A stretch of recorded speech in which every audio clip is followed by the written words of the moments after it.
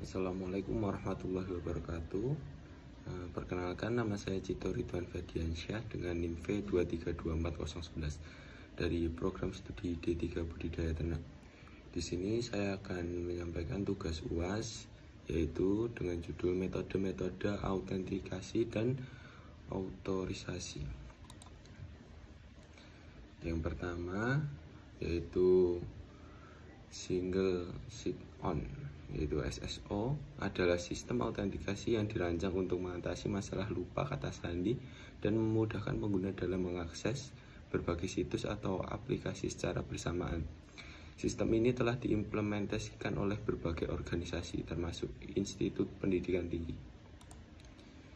Manfaat SSO yaitu yang pertama, akses cepat, mempercepat proses login ke berbagai layanan.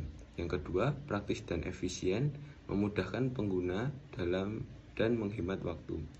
Yang ketiga, keamanan terjamin, memastikan perlindungan data pengguna. Yang keempat, tanpa khawatir lupa kata sandi, mengurangi resiko lupa password. Dan selanjutnya yaitu cara kerja SSO. Proses dimulai ketika pengguna mengakses aplikasi atau situs web yang diinginkan, yang dikenal sebagai penyedia layanan service provider. Penyedia layanan kemudian mengirim sebuah token yang berisi informasi pengguna seperti alamat email ke sistem SSO sebagai permintaan untuk autentikasi. Identity provider akan memeriksa apakah pengguna sudah terautentikasi. Jika sudah, mereka akan memberikan izin akses kepada pengguna untuk masuk ke penyedia layanan. Namun, jika pengguna belum masuk, mereka akan diminta untuk memverifikasi kredensial yang diberikan oleh identity provider yang dapat berupa nama pengguna dan kata sandi serta autentikasi tambahan melalui kode OTP. Setelah proses validasi selesai, identity provider akan mengirim kembali token ke penyedia layanan untuk mengonfirmasi bahwa autentikasi telah berhasil. Token yang diterima oleh penyedia layanan telah divalidasi sesuai dengan kesepakatan sebelumnya. Misalnya, penyedia layanan tidak akan membagikan identitas pengguna yang diterima dari identity provider. Dengan demikian, pengguna berhasil mendapatkan akses ke penyedia layanan. Dan selanjutnya yaitu hasil cek plagiatisme. Dan selanjutnya yaitu Role Based Access Control, RBAC. RBAC adalah metode dalam manajemen keamanan informasi yang mengatur dan mengelola hak akses pengguna atau entitas dalam suatu sistem atau organisasi. Dalam RBAC, akses ke berbagai sumber daya dan fungsi dalam sistem ditentukan oleh peran yang dimiliki individu atau entitas tersebut.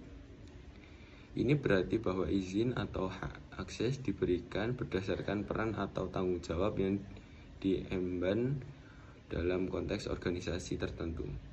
RBAC memungkinkan pengelola sistem untuk mengatur akses secara lebih terstruktur dan efisien, memudahkan pemantauan serta mengelola hak akses, dan mengurangi risiko akan akses yang tidak sah. Dengan pendekatan ini, organisasi dapat memastikan bahwa setiap individu hanya memiliki akses ke informasi atau sumber daya yang diperlukan untuk menjalankan tugas mereka, sehingga meningkatkan keamanan dan mengelola sistem secara keseluruhan. Konsep RBAC yang pertama yaitu penugasan peran pengguna. Prinsip ini menetapkan izin atau hak akses pengguna berdasarkan peran atau tugas yang mereka dalam organisasi. Yang kedua yaitu otorisasi peran pengguna. Prinsip ini memastikan bahwa pengguna disetujui untuk mendapatkan peran tertentu dan melakukan fungsi terkait. Yang ketiga yaitu izin peran pengguna dan hak akses. Prinsip ini menjelaskan bahwa tugas apa yang dapat dan tidak dapat dilakukan oleh pengguna berdasarkan peran mereka. Dan ini hasil cek plagiatismenya, dan yang dapat disimpulkan, maka dapat kita simpulkan kesimpulan yaitu keduanya harus diterapkan secara bersamaan untuk mencapai tingkat keamanan yang optimal. Dengan autentikasi dan otorisasi yang efektif, organisasi dapat melindungi data sensitif, memenuhi kepatuhan regulasi, serta meningkatkan akuntabilitas dengan melacak setiap aktivitas pengguna. Implementasi yang tepat dari kedua mekanisme ini membuat mencegah akses tidak sah dan potensi pelanggaran data, sehingga menjaga integritas dan kerahasiaan informasi. Mungkin sekian informasi yang dapat saya sampaikan. Apabila ada salah, saya mohon maaf. Wassalamualaikum warahmatullahi wabarakatuh.